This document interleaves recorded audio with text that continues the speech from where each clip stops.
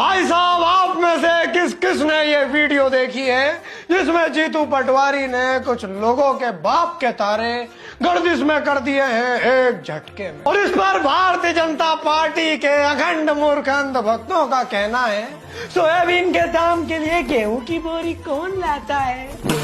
आपका बाप लाता है, जीतू पटवारी। अरे कैसे अकल के पीवर टट्टे हुआ।